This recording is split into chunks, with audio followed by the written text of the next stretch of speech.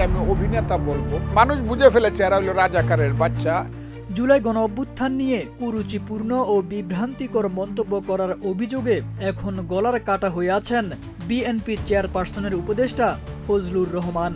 এখন যেন আরও এক বিপদ সংকেত আসলো তার জন্য। তাহলে কি বরখাস্ত হচ্ছেন বেগম জিয়ার এই উপদেষ্টা?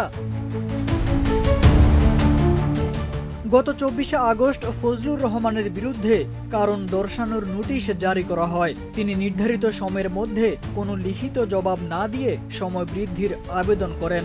এই প্রেক্ষিতে 25শে আগস্ট তাকে 24 ঘন্টার অতিরিক্ত সময় দেওয়া হয়।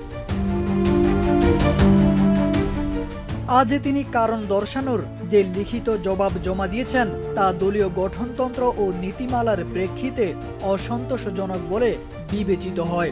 ফলে বিএনপি সিদ্ধান্ত নিয়েছে তাকে দলীয় প্রাথমিক সদস্য পদ সহ সব সাংগঠনিক পদ থেকে সাময়িকভাবে অব্যাহতি দেওয়া হবে। বিএনপির পক্ষ থেকে জানানো হয়, মুক্তিযুদ্ধে তার অবদানকে সম্মান জানিয়ে কঠোর সাংগঠনিক ব্যবস্থা না নিয়ে আপাতত 3 মাসের জন্য পদ স্থগিতের সিদ্ধান্ত নেওয়া হয়েছে।